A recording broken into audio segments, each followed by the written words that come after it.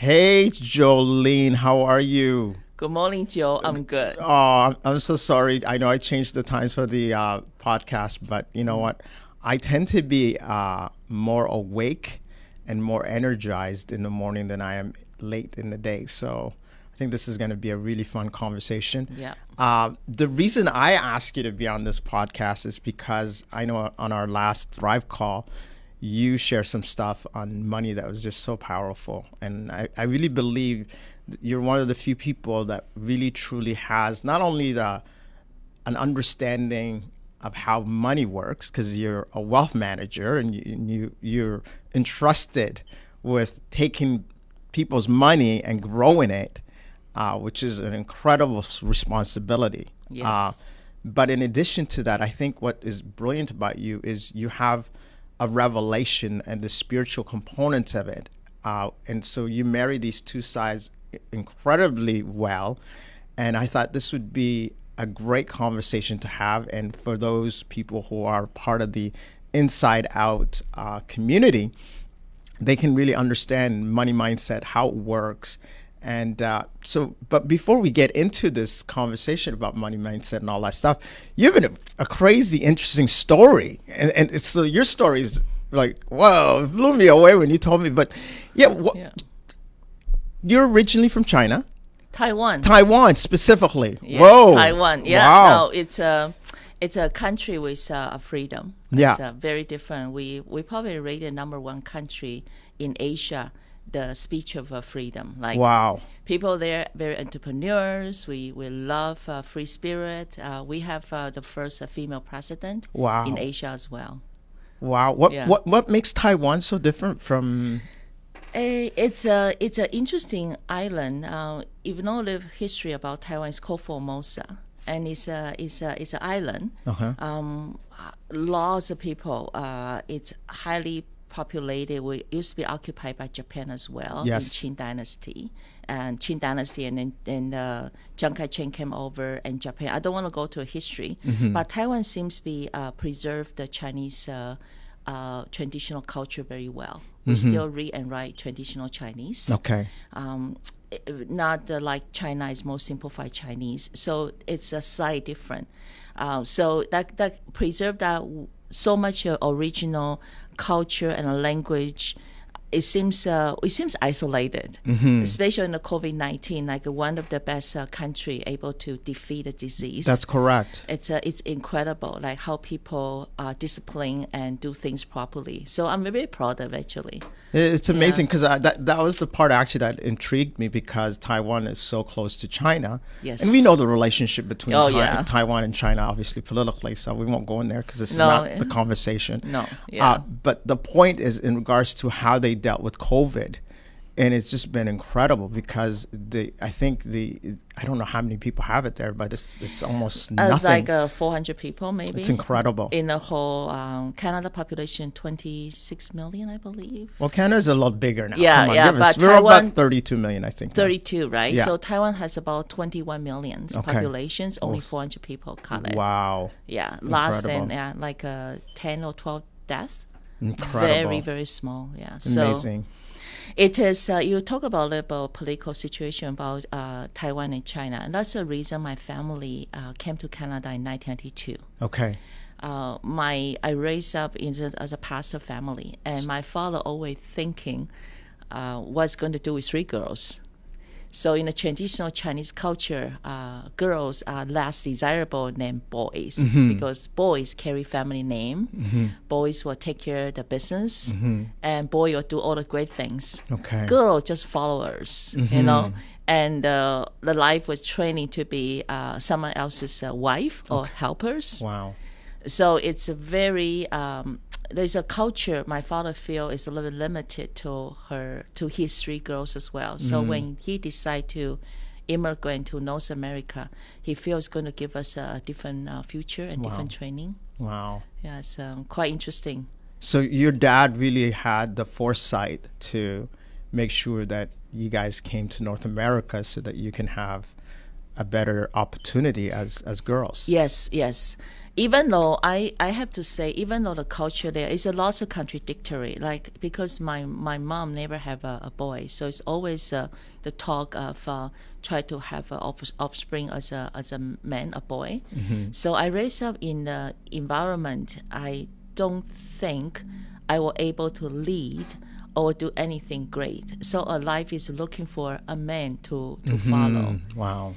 And the life has interesting life happened, and of course it had failed me to able to find sometimes we call a husband or a father or a son. Like I have a son with disabilities, and all the life has been struggle with the identity as a woman, and how can woman can be successful as a leader, how woman can be successful in the financial world as well. It's always my struggle even now. Wow. Like even North America. I give you a story when I joined CIBC with Gandhi about in 2011, and we have a round table meeting. So it's there's a table, ballroom table, and outside is lots of chairs, and everybody came into the room. I sat on the ballroom table, only me. All the other ladies, they all sitting on the outside ring. They all sitting in the back. I'm like, what's going on? And apparently all the advisors, all the financial advisors until today are men. Wow. It's less than 3 women are financial advisor, investment advisors at CIBC with Gandhi right now in the downtown Less office. than 3. Less than 3. Wow. As a woman advisors, investment advisors. So so what's quite interesting in this financial world, originally was taught, we talked about 20-some years ago, how to be successful, to be a woman leader. You always dress like a man, talk like a man, you wear pantsuit, you can do certain things, like you got to be look like them. So when you don't look like them, that's where trouble began, right? So that's always try to find my identity. It's very interesting. It's almost like it's ongoing path. Yeah. It's not to name anybody or to say any organization. I think right now even in the Wall Street, there's not many female women executors. It's just not many. So in some sense, you have this calling to enter into these, here you were born in Taiwan, which in some sense did not value women and females. And so then you come to North America, and then you make the decision to enter into an industry that's completely male dominated. Yeah, I ask God why me, and don't get me wrong. Yeah. I think we all kind of conditioned to culture. It's unseen bias, and I'm still working on that too, to see truly who I am. And that unseen bias is what I'm working on every single day. It's because we all conditioned to our culture, the environment we got raised up, right? The experience we had in the past, right? And not to name everybody all that. It's just my unique personal experiences. Yeah. Until that time, I still looking. I thought was my husband's going to have the calling. I thought was be my father. It won't be me. How can that be me, God? I mean, it must be joking, right? I'm trained to be a scientist. I was a marine biologist. Okay. I want to work in a laboratory. I enjoy work with people. I want to be a good helpers. How can I be the leader? I mean, you guys be kidding me, God. So when this calling come to me, of course, I don't think it's me. I say, God, it must be my husband. So let me help my husband. So I encourage him to go to the financial world. He cannot even pass the exam. And people calling for the interview opportunity. I'm serious about it. Yeah. For almost 10 years, I resist. I say, this cannot be me. It must be kidding me, God. And even I'm so much interested in the subject finance. I want to learn. I accelerate so well in the banking. I was in the 3 years or 18 months in the banking industry. I already become a manager position. Wow. Yeah, I was 26 years old, and then soon become a branch manager at a young age. Wow. And just accelerate over time. I moved from different manager positions. I was in a front desk. Then I become account manager, become an investment manager. So it's always like that. Vice versa. my husband that time, he wasn't able to accelerate that much in the banking. So yeah, it took me almost 10 years to realize it's me. God is calling me to do the job. Wow. It's like crazy. Yeah, it's to break all these frames I have set up, to go out, to speak out, to practice. I can't speak the language. I was totally in Chinese culture. Never have a formal language training. Wow. And to speak in a public, to stand on the stage, is like crazy. Yeah, how this idea can be. It's never dreamed of. No. Wow. Yeah. You never. It's interesting because those parameters that we set based on, well, I'm female, I'm not smart enough, I don't have the right amount of training, education. For you, language, literally every obstacle that you could have in front of you, you had it, except the one thing that you had was you're gifted in this area. It's really to turn around and to accept the blessing, and really to tell God, it's not what I'm doing, it's what God's doing. And what people say, Jolene, you are gifted, I have to really back up and tell you, I am channel of the blessings. Wow. So, and the Bible say, and I know that Bible, the verses in Chinese perfectly, but excuse me, I don't know the language. It's okay. But not when we among us, if it's somebody lack of wisdom, we should pray. He is a source of wisdom. Yes. So I told God, I said, God, I'm 40 years old that time. And I said, you told me to do, to enter the wealth management. And I not be interested, but I had to pass 8 exams. I have to pass the wealth management exams, continuous security exams, option tradings, insurance, all exams. I have to pass them in less than 8 months. In 8 months, you had to pass all these tests. All exams in order to become a qualified investment advisor with CIBC with Gandhi at that time. So, and I'm already 40. Wow. And I have kids. Wow. And of course, everything else, the bill to pay and everything else too, right? Yeah. And church and all that. So I said, this is impossible. I said, you asking, it's almost like I'm a desert, right? And you have to find a fountain of the water. Like, how can this happen? Like, I'm old. I don't. I'm old. Right? Who changed career at 40 years old? Yes. You must be kidding me. Yeah. Right? And it's funny how God's telling me He is the source of the wisdom. He's the source of all knowing everything. Not because of me, it's because I accept the path, I accept the calling. So He's going to give me enough, the tools, the people, the money to help me. Wow. And when I accept that, I open myself, I say, God, let me be the channel of blessings. Wow. Let me be the channel of blessings, so who people seek you will able to find you. Use me as your messenger. Wow. When I become a messenger of God, everything becomes so powerful. Wow. It's the portfolio I choose, the meeting I met, I was able to connect with my client even in a different level. Not just the numbers, but really do look deep inside of their needs. It's beyond numbers. Wow. Yeah, so. This is incredible. And this is, I love where this conversation is heading, because the reason I just really love listening to you is you are a person that really truly has, overcome a whole lot. And so when you say, you're 40 years old, you're a mother, you're the child that you have, special needs. And so this is a full-time job. Yeah. On top of that, you have the language barriers and the cultural barriers, and you're also in a male-dominated industry on top of that. So if you are going to say, I'm a victim, you'd be the poster child of somebody who has all the excuses to kind of just, cower and hide and just stay in your place. But you just made a decision, say, you know what? This is a blessing. This is a gift.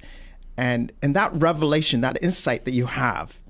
I like to talk about a joke. It's not a joke. It really happened to me. As a human rights lawyer actually approached me. I forgot his name.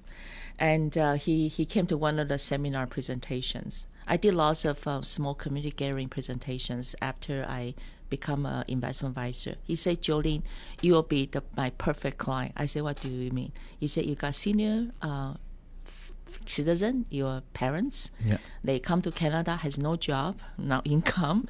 Really, and they are victim, actually, when they come to Canada, victim of some fraud. That Wow. was many years ago. Wow. So it's mortgage fraud as well. So they lost pretty much all their savings. Wow.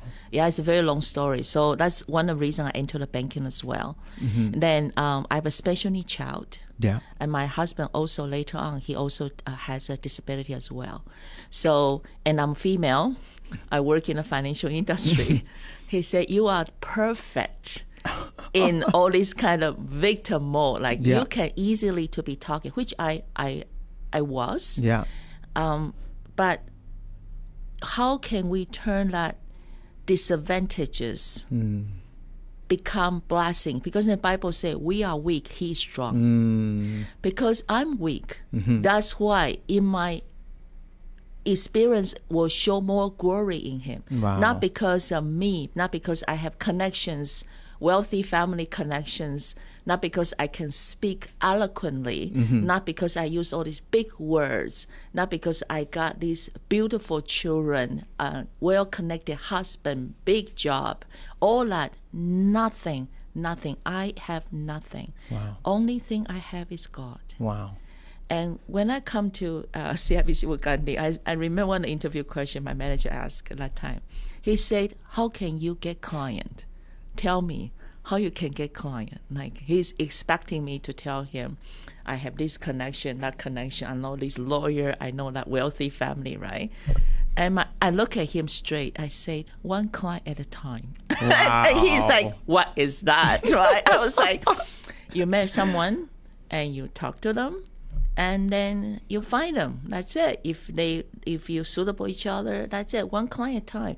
There's no screening process for me. I just say, I don't know, one client at a time. I just find them. Wow. And in my heart, I say, God is my connection. Wow. God is the source of my client. Yes, I'm fearful. Yes, until today, I still don't know where my next big $1 million client is going to come from. Every morning, I pray to God. I say, bring those people to me. It's just like Peter went out to cast a net, and there is no fish. And Jesus say, put your boat in that location. And he cast a net. The net almost broken. Wow. The boat cannot take so many fish anymore. It sink, right? So I need to do as a fisherman is to learn all the skills, know how to cast a net, how to operate a boat, right? And God's going to tell me where to get them, Wow. right, to get my fish. And that's my prayer every day, to bring people to my path and to bring me to the path so we can meet and we can help each other. And that's my prayer. So God is my only connection. Wow. There is nothing else. Wow. Yeah, it's That's incredible, because I'm sure people listening to this right now thinking, holy cow, this woman is like super spiritual. How did you get to that place where you have such a deep level of faith and belief that God is going to, because for most people, first of all, the saying that we get often is, I'm a self-made whatever, self-made man, there's all kinds of places there where people put so much, and I do this often, and I was talking to my wife about this just recently, and she was like, stop putting the pressure on yourself. It's not up to you. But often culture tells us it's up to us. And so every morning we wake up and we're trying to figure it out, and we're like, okay, I got to make it happen. And we're stressed and we're tired. And I'm sure most people live that way. But you obviously have learned to really trust God. And how have you come to that place? I'm going to give you the result first, and I'll tell you the story happened a couple of weeks ago. So we are human being, right? B-E-I-N-G. Yes. We're not human doing. Yes. So doing this, doing that, going here, going there, it's really commercial. It's what the world wants to trace. So I always go back to being, right? Because God say, I am the path, right? Yeah. So I'm the path, I'm a road, I'm love. If we are the son of a God, we also have those characters in us. So as long as we being ourselves, then we'll be fine. But to find true self, it take a while. So I'm glad, I want to say that I'm honored and glad and privileged to be here with you. When you called me this morning, I said, God, what should I do? Because I'm not sure what I'm going to talk about. Then the message comes, say, Jolene, it's like I'm calling you to serve me. Now is the time. So I just said yes, right? So try to do that. Try to say yes to God, not yes to yourself, to your own pride, to your own ego.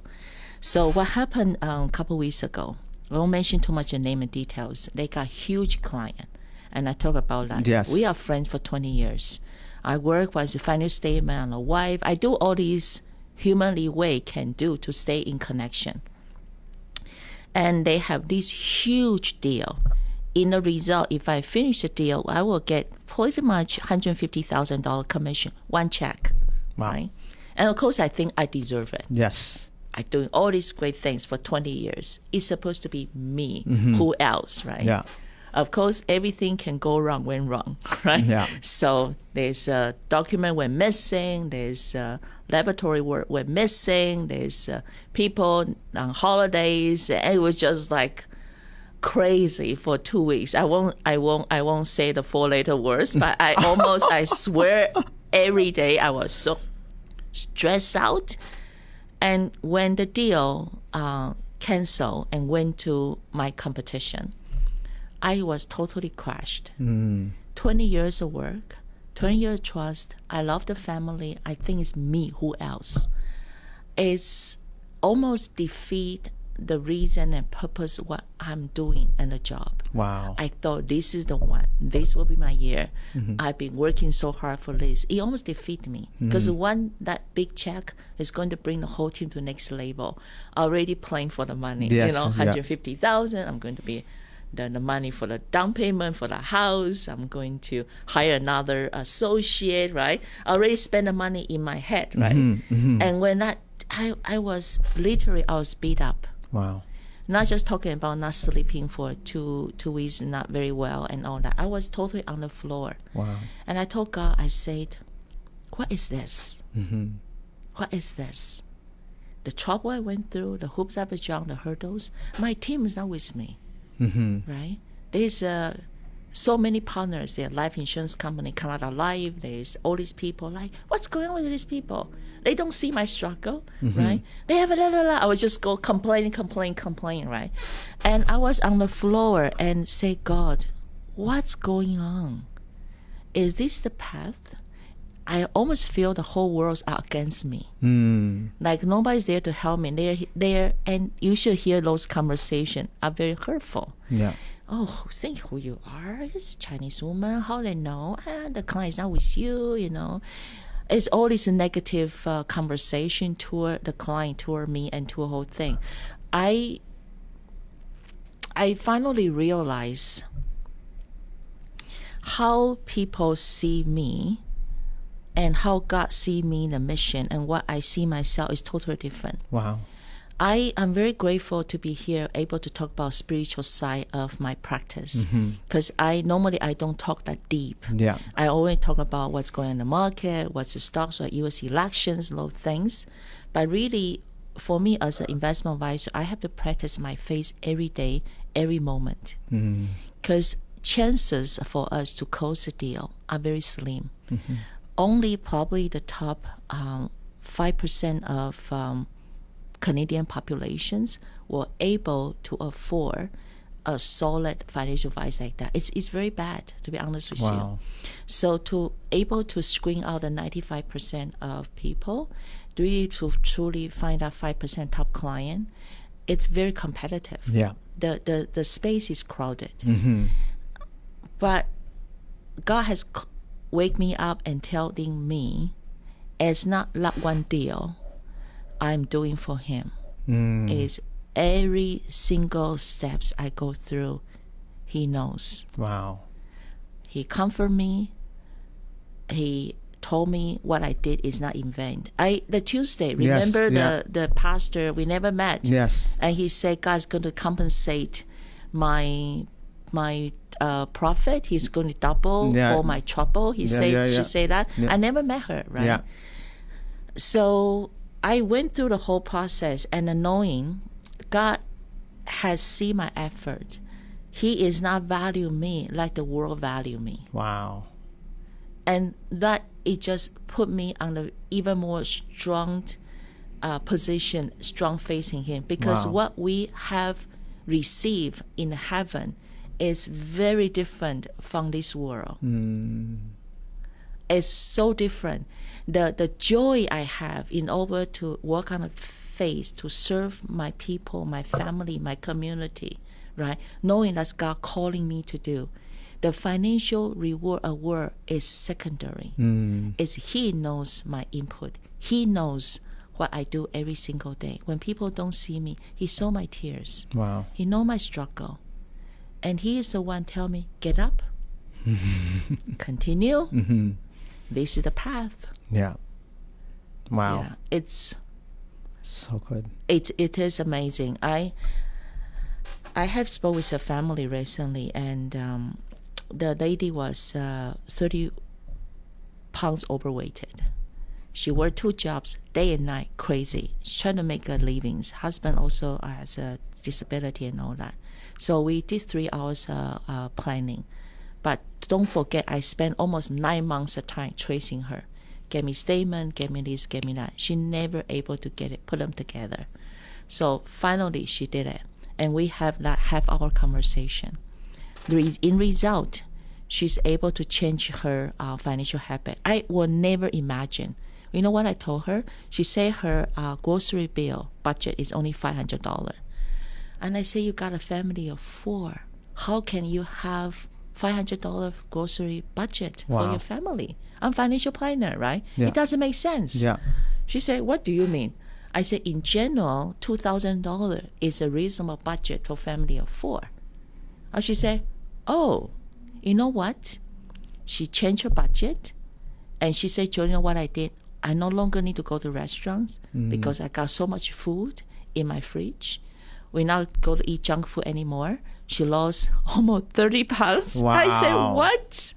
She said, yeah, just that one conversation helping her, and she doesn't do the second job anymore. Wow. She said, I just keep one job, and she finds something more relaxed in the weekend. She can do her free time, and she got more time to pray. Her husband also Christian as well, and they got more family time together.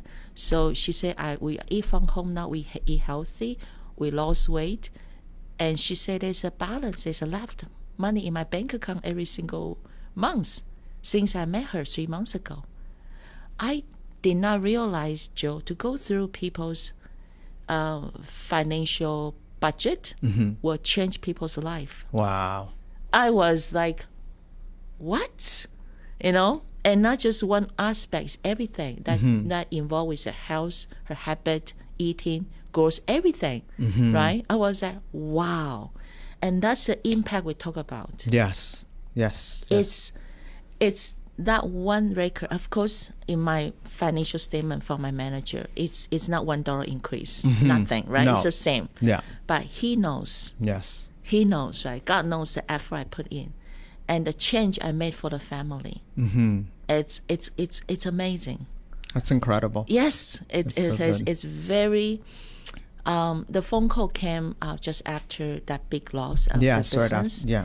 Right after, and I got a couple testimony. People has come to me for things. So God has reminded me all these things I have done for Him, for His kingdom, for His people, and like Jesus say, you done for the least brothers, right? You done on me, right? Wow. And that's my that's every day.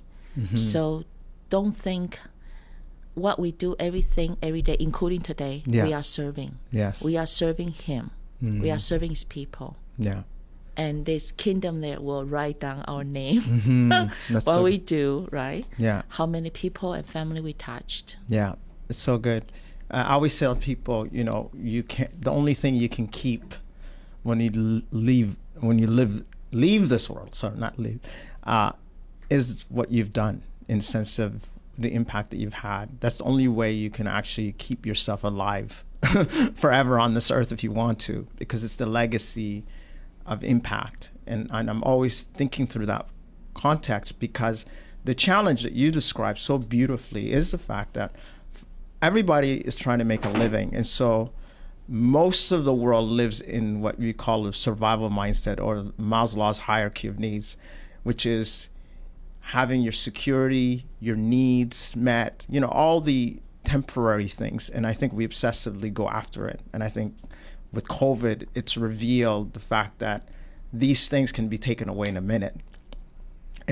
Like, people's wealth has been, totally eroded because of the markets, and people haven't been able to work. And there's so many things that we've put our trust in that with one pandemic, and so what you're describing is really powerful, and which is, don't put your trust in things, whether it's the deal that doesn't go through or the amount of money you have in your bank account. None of those things matter. It's about your calling, and to always allow that to feed you, which is so powerful, because I think we all struggle with that, all of us, because we live in this world and we all have needs.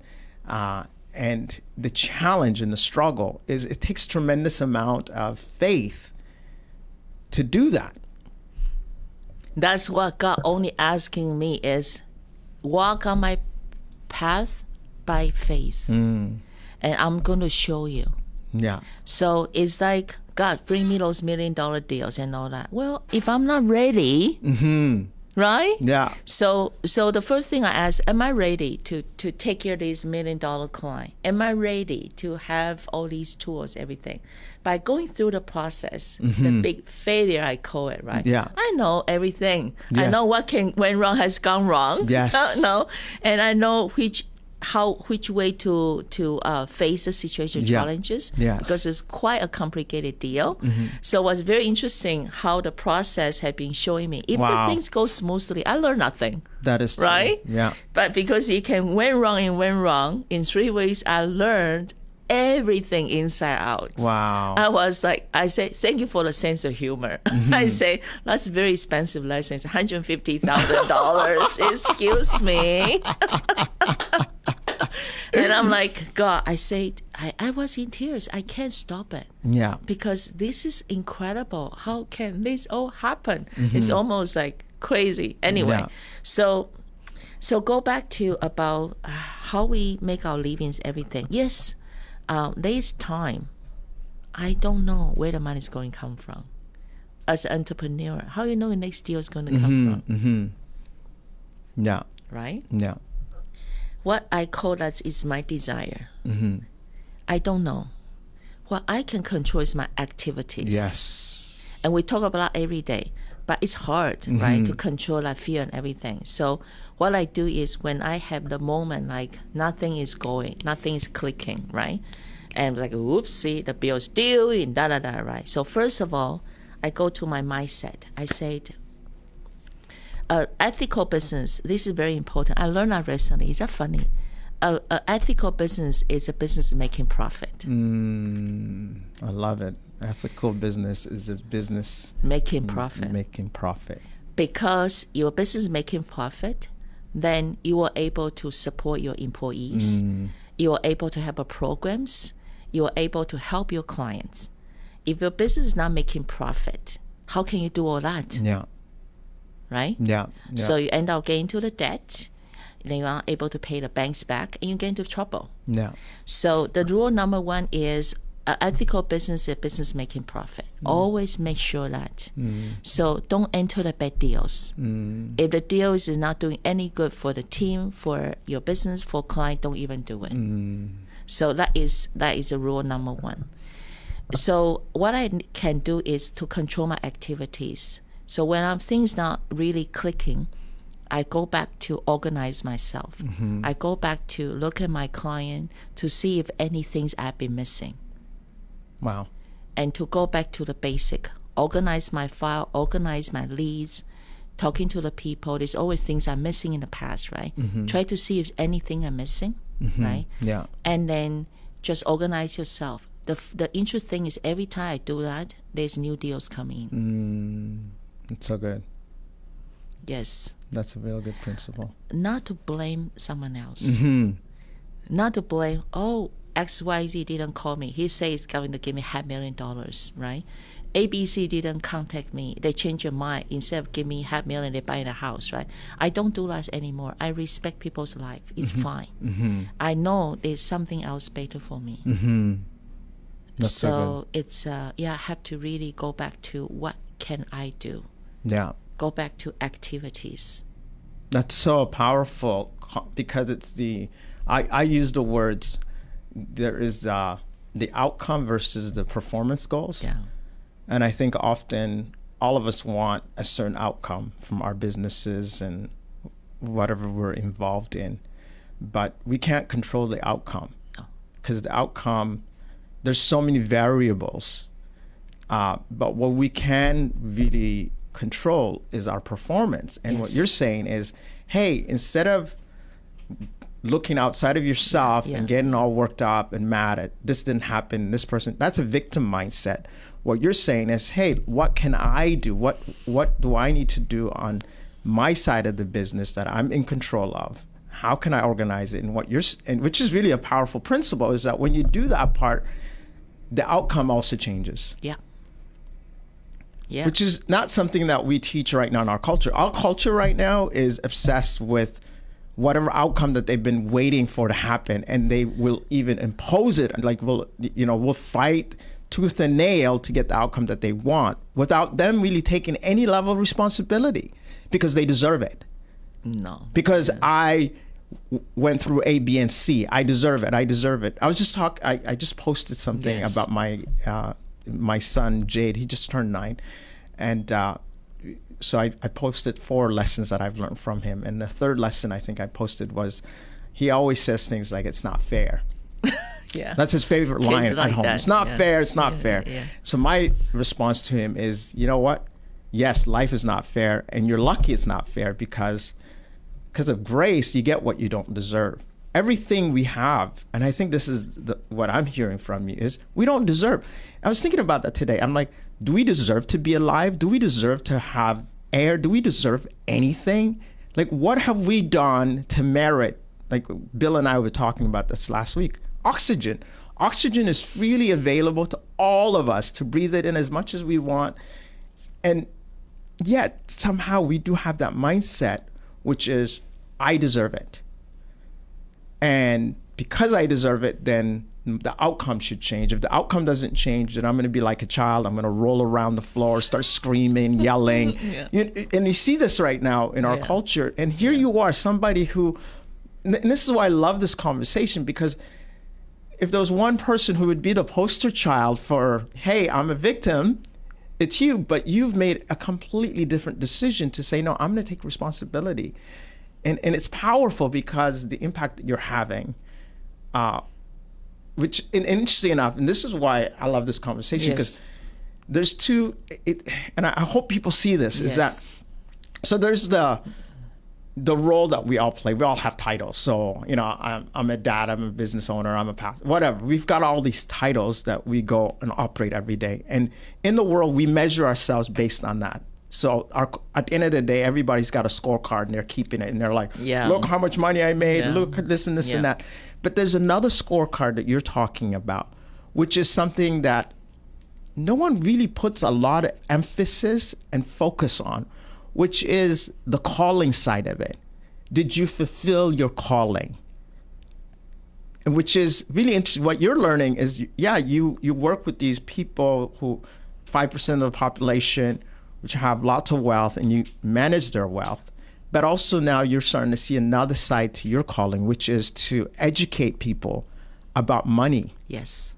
And let's talk a little bit about that. Yes, it's interesting. You will read that.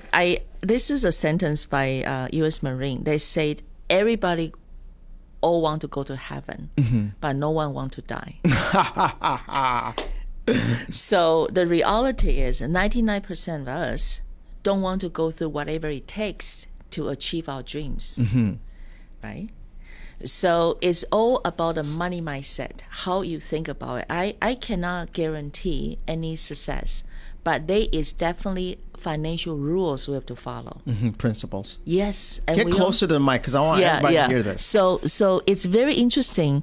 We know that, right? So the rule number one is, don't spend more than you made, right? Hello, right? So I got a client call me this morning. She said, my husband complained about the GIC rate. I said, what? She said, we're looking for a 2% investment GIC rate, guaranteed, no risk, 2%. I start giggling. I said, really? She said, yeah. I said, do you know the mortgage rate bank is giving is 2%, 1.88%, 5-year variable, whatever they call it. It's on the street. You can find it on the internet. She said, what? I say, so if you are a bank, how can you give depositors 2% and you're lending money at 1.8%, right? Like what a bank is going to make? Zero profit, negative profit? There's nobody going to do these kind of deals, right? She said, yeah, you are right.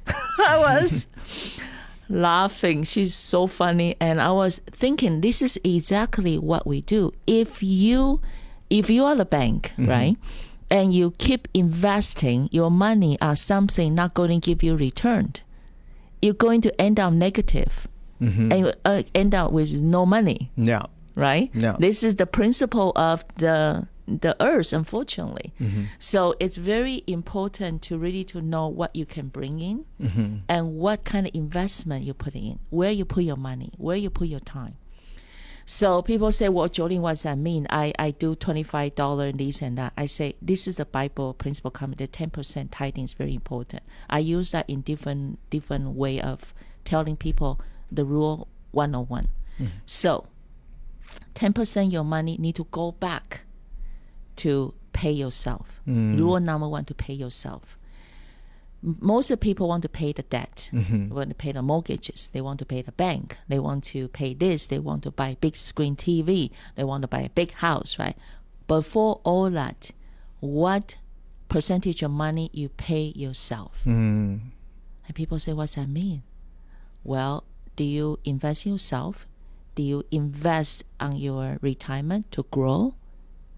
Do you take some new courses so you're able to advance yourself, right? What the money you really invest in you as a person, not to worry about paying the mortgage, the debt, and everything. And that require lots of discipline to think about it because it's easy to buy these things, right? And then you forgot, right? So I joke about this all the time. I say, in Canada, the garage, people don't put cars in a garage. Garage is for all the junks we bought, which has no value. Wow. And it's funny. Our car, who can tell me the garage can put their cars in, right? Yeah. Not many people. No, it's all our old sofa, this and that. That's what we left behind to our families. Wow. So I always tell people think about your financial asset. Think about your estate, what you're going to leave to your family, to your kids. Don't buy them another set of sofa, right? Try to get some life insurance because they're going to benefit from it, right? That's this guarantee. Yeah. So all these rules, it's easy. But when you tell people to follow, they look at you like, yeah, I'm going to think about it. It's quite expensive, I need to change my dishwasher and this and that, right? I just, you know what? I already tell you what is important. You think your kids are going to keep that piano you bought for them or going to go this dishwasher? No. So really, it's very important to leave your kids financial assets. And that way, they will have freedom because money is a mean. Money is not a purpose. So this is the money mindset you got to think. We have to really think in a different level, not the level we can get, because this is very commercial. Yeah. Everything we can touch is very commercial. So it's number one rule is pay yourself. Wow. So if you want to go more details, you have to call me. There's so many details that can go different layers. Another one I want to talk about is giving back. Charity is also important too. So part of your money you need to designate to give back to the community. and the reward is much more than what you expected. People say how I see people doing that, and they break the rules of the money. When you give unexpectedly, when you give somebody in need, you will be very surprised how many good deeds will come back to you, and including financial good deeds. Wow. So lots of people, they are stingy. They think, oh, I don't have enough, right? How can I give to someone else? Well, it's a part of your goal to give as well. So that if you have this is something I practice in business well. Sometimes I got a roadblock, and I will go back and to say, God, what part of things I haven't done for you? And I look at my charity goal. So one year I went to adopt a child in through Compassion Canada.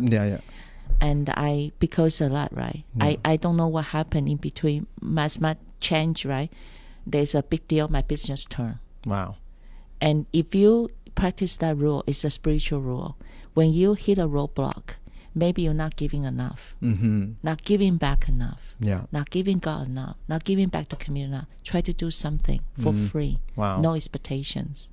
That's amazing. Yeah. So 2 rules, 2 principles I want to give to the people. That's really powerful where you're talking about giving, because what you said that stood out to me was when you give, you break the power over money, which, spiritually, and we've talked about this, that money is spiritual and it's really powerful. And most people wake up every day to go serve the God of money, because you know where you're at in life. If you look at your bank account and you don't have a lot of money, then immediately your heart sinks and you're now afraid. The power that money has is incredible. So the fear, when I say that, when I giving out without fear, right? Because I remember when I adopted a child, I probably had $50 left in my bank account. So I called my friend. I said, I'm probably the wealthiest woman and poorest woman in the world. She said, what? I said, I manage $1 million portfolio, and I have a $50 left in my bank account. Wow, I just laugh at myself, right? Yeah. And nobody knows. So I was like, holy shit, what is this? Sorry for swearing. No, I was like, crazy, right? What is that, yeah. right? I said, I don't dare to tell any clients about that too, right? And I was driving. So I say, okay, God say, only go adopt a child, Compassion Canada. I know you always want to have another child. And I have 2 already. Blessed. I'm very blessed with 2, but I have 3 miscarriages. Wow. So I always thinking, if I have another one, what's going to happen, right? So I said, okay, I'm going to call my friend and adopt a child. And I think the cost is whatever I have in my bank account. I think $45 or something, right? It's a sense of humor. So I give everything back to God. When the moment I give, I break the power of money, because I declare I am not fearful. I declare abundance. Wow. Right? Yeah. Because scarcity mindset actually let us not to give. So when you walk by faith, knowing you're giving every single penny back to God, community, saying, God, I know you will provide. Yes. All right? Yeah. So you no longer walk in fear. You walk in faith. Wow. You declare, and that's it. I'm done with the fear. I'm done with not enough. I am enough. I'm abundance, and money's going to provide to me. Wow. And that's it. That's it. That's it. It's amazing, because Yes. that what you're stating is, we often, and this is the podcast, and Yes. as part of the podcast, is from the inside out, because the way we think sometimes, which is the wrong way of thinking, especially when it comes to money in life, is we think separation. Yeah. So money is over here, I'm over here, and then somehow, I got to find money. But what you said that was really powerful was, I am money. I am abundance. You are. We are. And I think, so out of the wellspring of the heart, is what flows life and abundance. But often we always think that it's always going to be external. And so many people out there are walking around right now. And I used to think this way forever. I mean, my goodness, that was my money mindset, was that for me, the money story that I was telling myself all the time was, I'm poor, and I have to figure a way to get rich. No. So then I would spend most of the time in the pursuit of money, which is the worst thing to do, because the more you pursue it, the more you repel it. Away. Yeah. So, in this principle that you're speaking of, which is really powerful, is you're saying, listen, if you think by giving, first of all, you're going to break the power that money has over you. Yeah, the fear, all that, Because that's the big, right now with COVID especially, there's a lot of people that are dealing with empty bank accounts. They're dealing with really difficult decisions. I mean, I know in the United States, you've seen, people lining up to food banks. It's an incredibly difficult period of time. And so someone like you, who is also, an expert in this area, professional, this is what you do, you manage money. So you understand the spiritual elements of money, which I think is really important for people to understand right now. I went through lots of embarrassed time. Tell us the stories. Funny time. Yes. I told you the $50 story. Yes. So another time, and this is true. It's before I joined IG Wealth Management, and I have no money for gas for my car. Seriously, that morning, I running out. Everything is being maxed out, and I was like, "What am I going to do?" Well, I mean, people think about 99% of us don't make it. Financial world, especially I'm self-employed, all that, right? So I went home. I don't think my gas is going to last me for a week. So I pray. When I got home, I pray. I say, maybe I will find something in my drawer. So I open the drawer. I find there's a gas card. I don't know that somebody threw in there.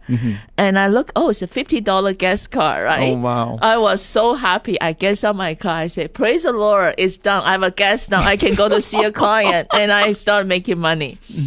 It's funny. Wealth is not by saving. You look at that, the biggest wealth in the world. You look at Apple, you look at the Google and Facebook, you look at Amazon.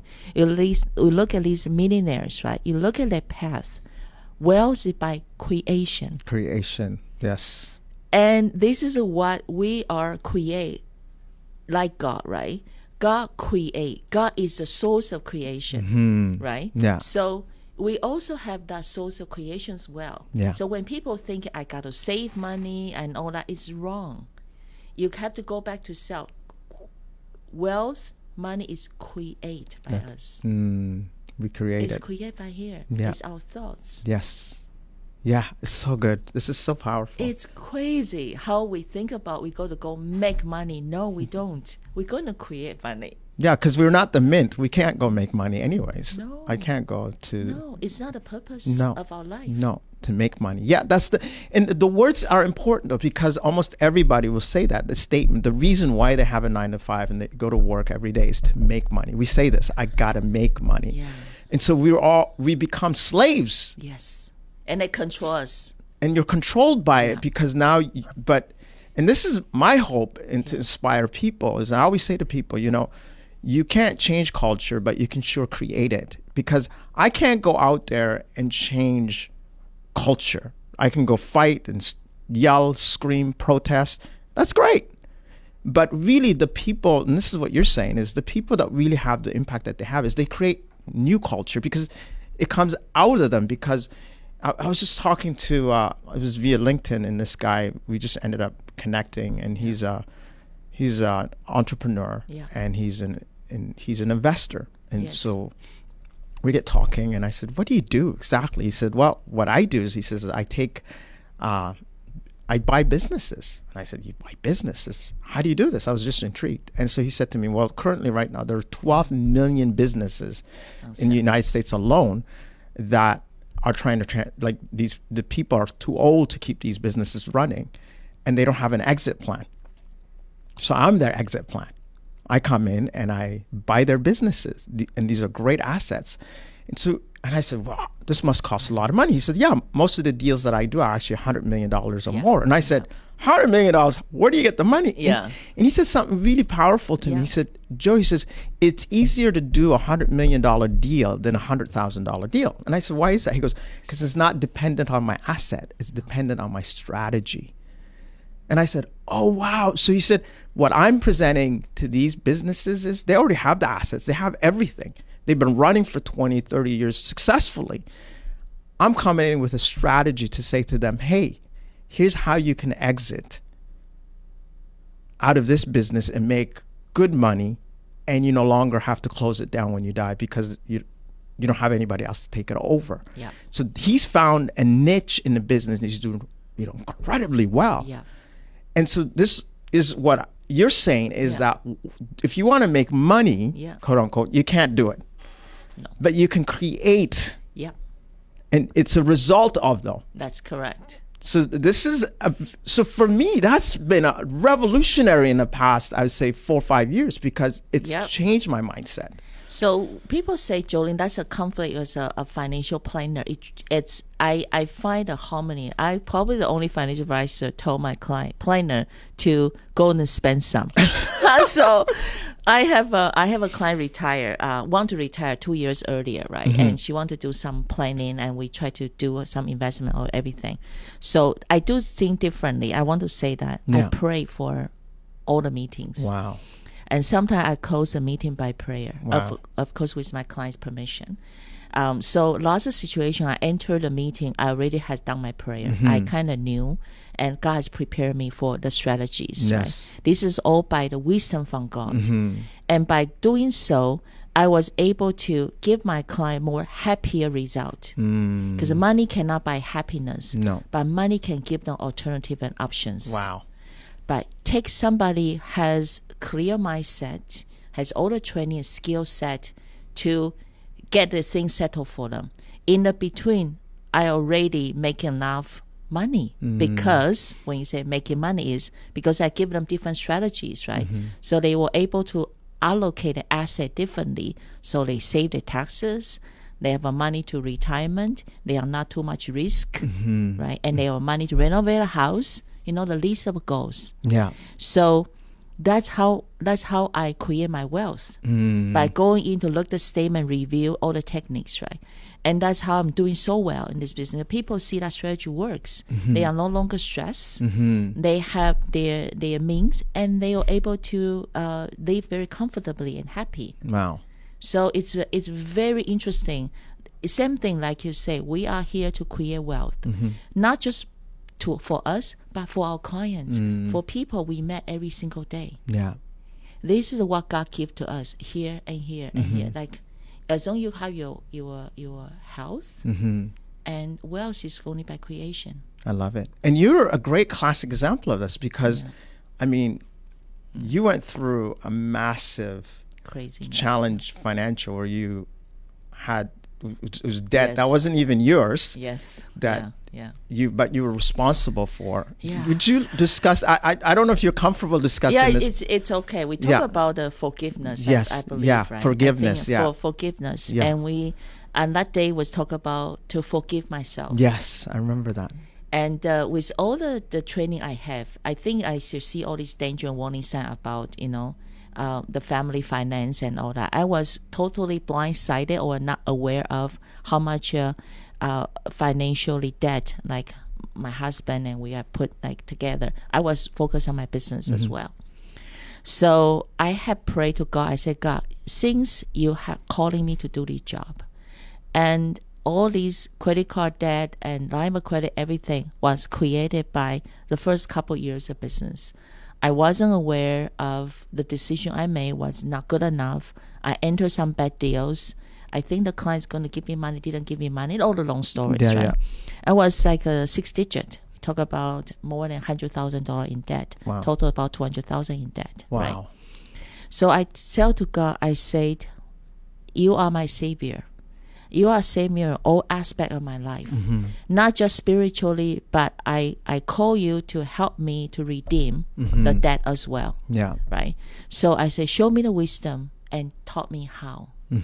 So in over a couple years, 3 years, I had paid off all the debt. You paid $200,000. It's all done, finished. Wow. Pay. And I have more, I checked yesterday, about more than $150,000 already in the investments. Amazing. Yeah. Wow.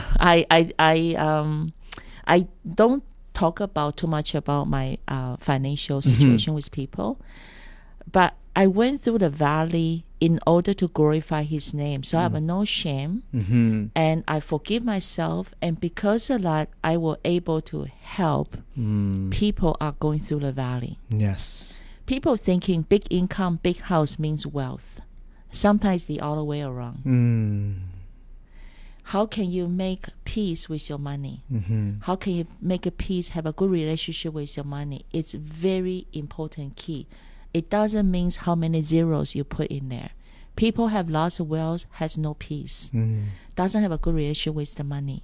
And I saw it. Wow. It's very sad. It's even worse than people has no money and they don't have a good relationship. People actually have money, don't have a good relationship. It become very bad. You know, people on drugs. Yeah. They have depression, Yeah. suicidal issue and all that, right? Yeah. It's really come down with that and even go deeper. I was writing a book right now. It's called For Love or For Money. It's couple 80 pages long now. Yeah. We can even go deeper with the relationship with our money. It's almost the replicate of the relationship with our parents. Wow. Say that again, because that's really important. So it's very important. The relationship with our money, it's almost a replicate of a relationship with our parents. it's a replication of it. It's a mirror almost. Almost a mirror. Wow. And if you go a little bit deeper, it could be relationship with me and us and our heavenly God. It's very interesting how we manifest those bad relationship into the relationship with money. Wow. We almost use money as a compensate of what we do not get Wow.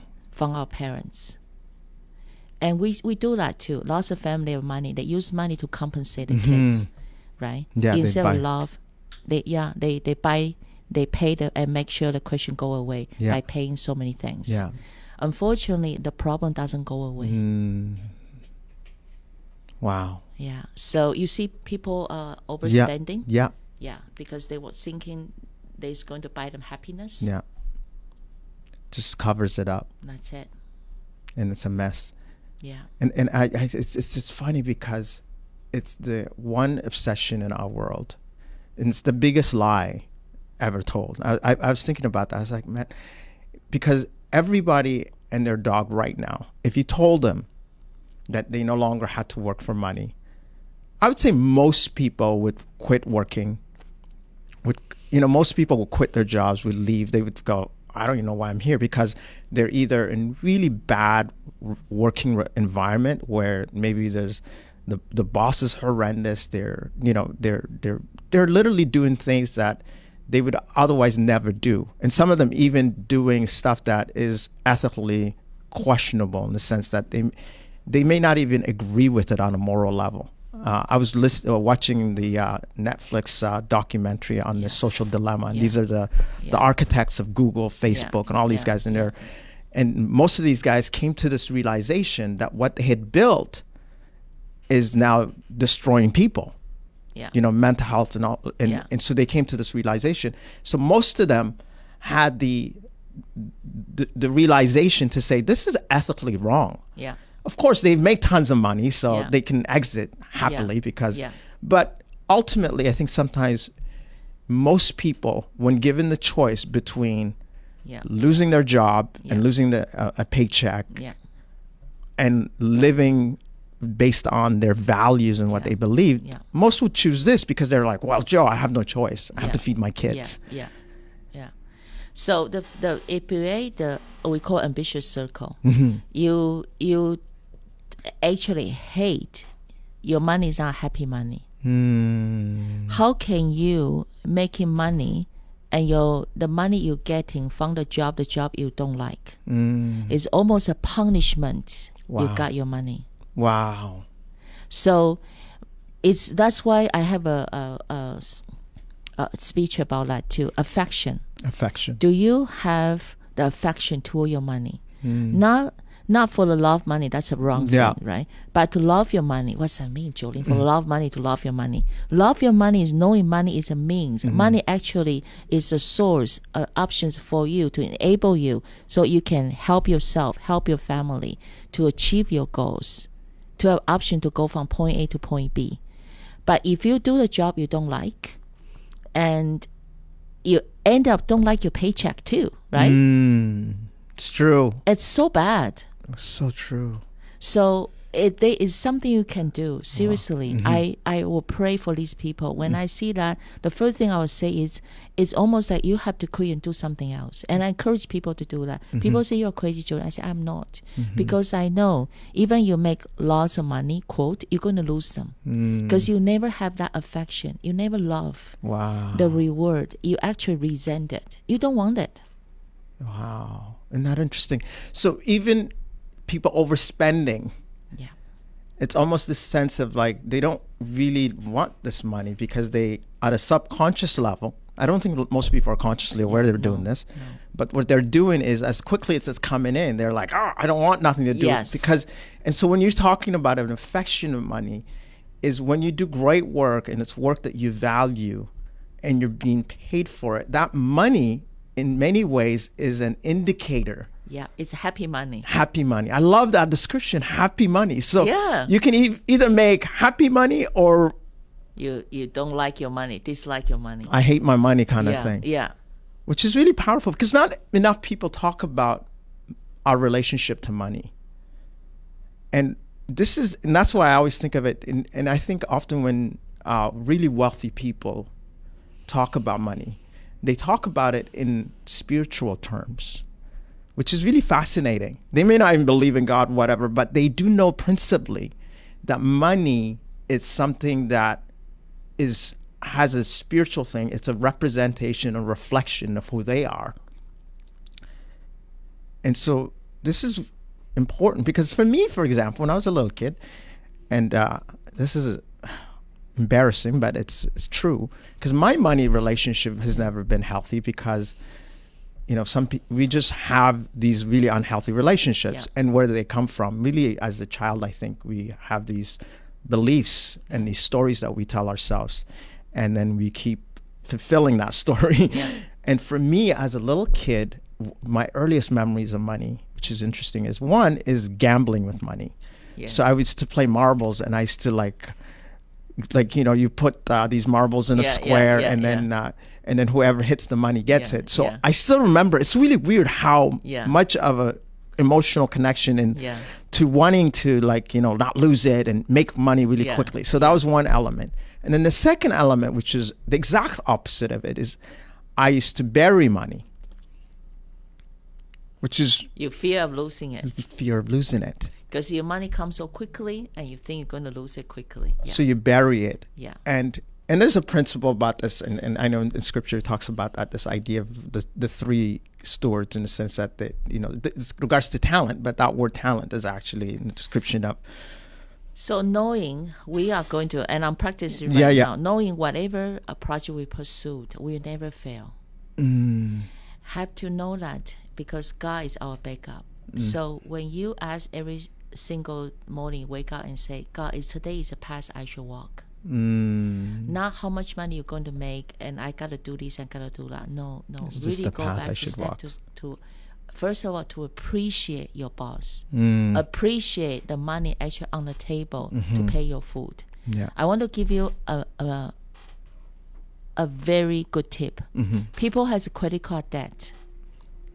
Can you stop blaming your credit card in your financial company, right? See that credit card as a blessing. Bless your credit card and say, thank God, God give me the credit card so I can survive the past 5 years. Because that credit card really keep you floating, right? Until today. Wow. So when you bless the debt, when you bless your credit card, actually the credit card debt will go away. Interesting. It's so powerful. These are powerful principles. Yeah. Because you resist, it persists.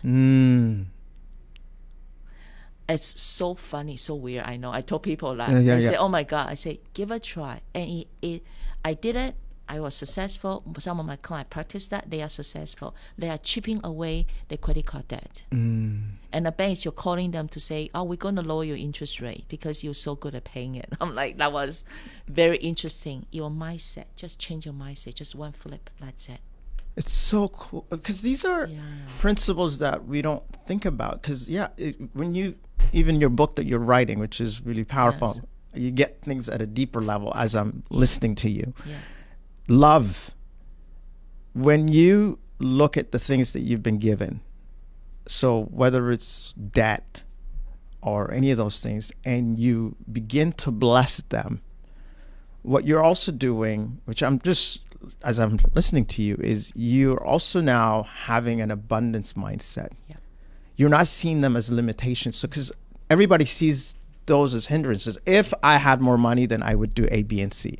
If I didn't have debt, I would do. That's the conversation I often hear. And you're changing this completely on people. I already have the money mindset. I already have abundance. These just the hurdles I have to go through. These the tools, the experience I choose.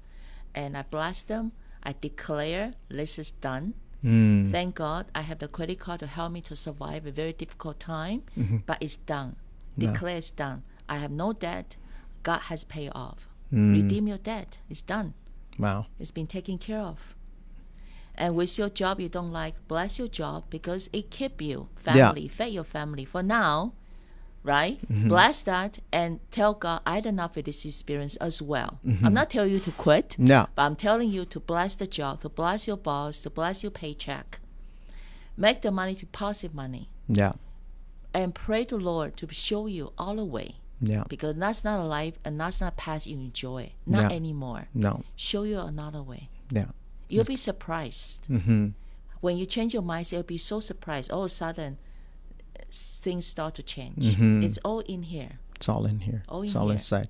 And I think often people think, oh, okay, if I get, this is the assumption that when I get my next job, when I, finally do what I'm supposed to do, that I'm going to be happier.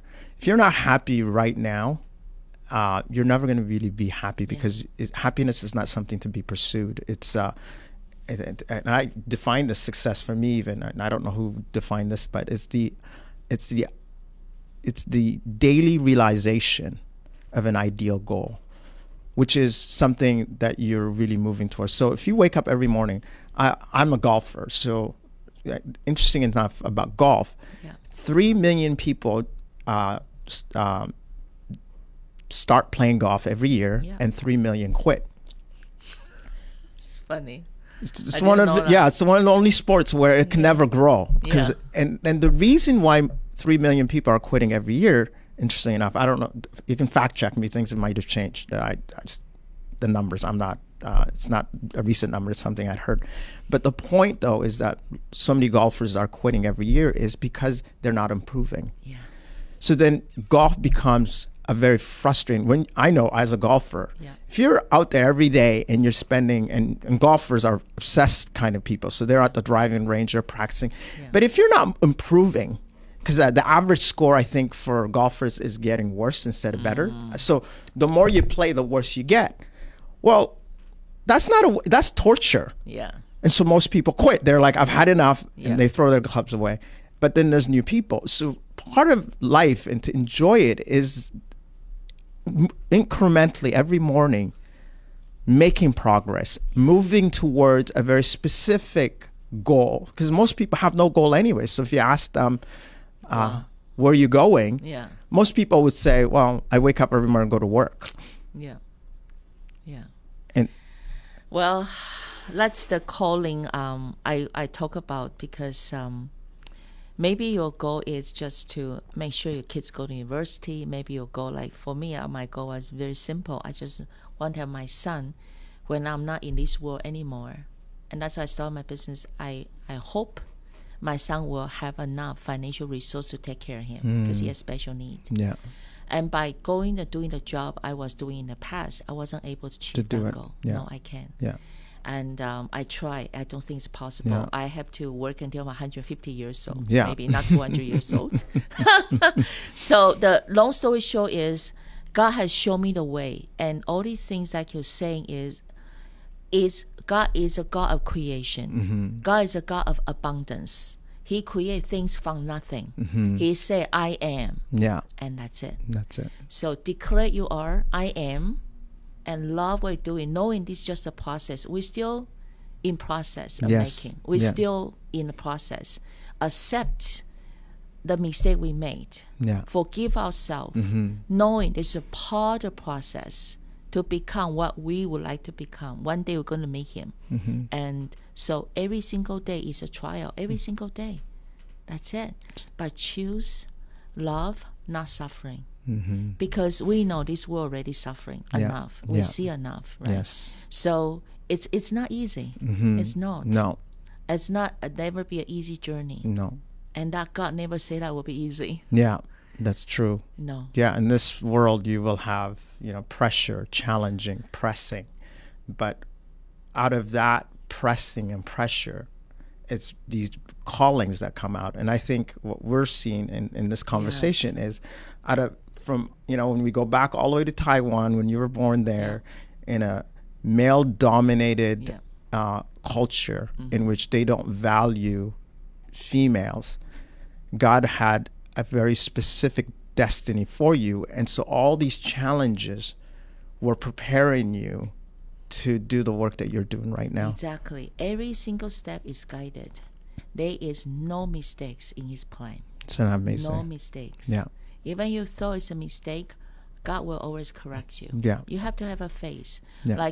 And I want to do a little bit commercial, reach out to Jill, reach out to me.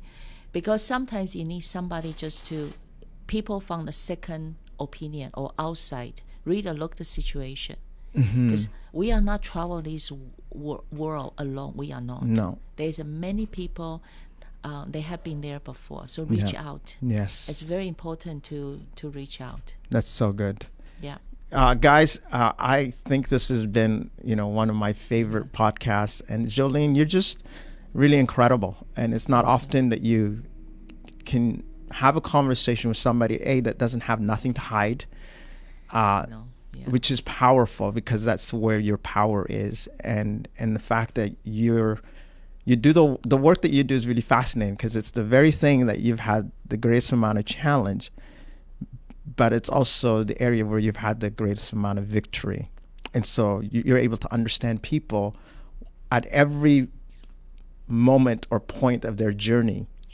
And you can walk them through it because you've been there. And so I always say to people, sometimes when you ask somebody to get you from wherever you are to wherever you're going, hopefully they've been there.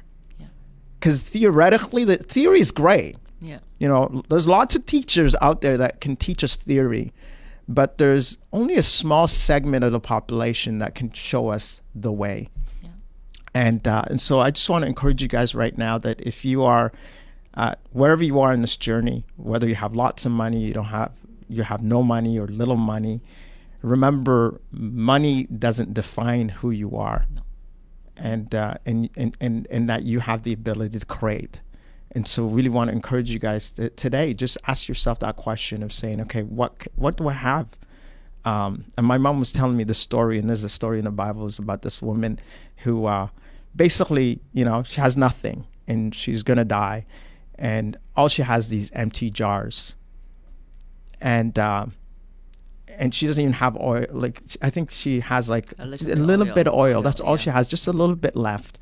And she's thinking like, because her children are sick, and she's just going to make the final meal. That was the final. She's prepared to basically die. Because she has no hope. But there's this guy, this man of God, comes by, and he says to her, well, you have a little oil, don't you? Prepare a meal for me. I know. What? So the last meal that she was going to eat, and the only meal that she has, she prepares it for this guy. She gives her meal to him. But he gives her what? He gives her life, because he says to her, he gives her the solution. He says, you see those jars that are empty, that you little oil? Why don't you go over there and start selling them? So the oil never stopped. The oil never stopped. The more she poured, the more the little oil that she had just was, she just kept Yeah. selling more. And I think Yeah. this is it, is that Yeah. you might have just a tiny bit. Go ahead. Yeah. Remember the song, The Little Light in Me? Yeah, this little light of In mine. me. Yeah, I'm gonna Let the shine. may shine. Yes. And this is what, as a Christian in this world, the little light in mine, let's make it shine. We are the salt, we're the light. One little light is going to brighten the whole room. That's it. That's You it. see that? We, all of us, We, and this yeah. is the thing. You have this little light, so let it shine. And so, Yeah. don't hide. No. Don't sit there, beat yourself up. It's not worth it. At the end of the day, this life that we have is really short. Yeah. And so live it with purpose and meaning. And hopefully this podcast has been transformative, because that's the purpose behind it. I know I've enjoyed it. Thank you so much, Jolene. Thank you. You're incredible. And by the way, hey, if you're looking for somebody who's a brilliant wealth manager and you need help, or even someone who's going to come up with some kind of financial plan, a game plan, because if you don't have a game plan, then you don't really know where you're going, heading, connect with Jolene. You can connect with her on Facebook and just shout her out. Anyways, thank you again. Thank you. Be blessed. Too. God bless.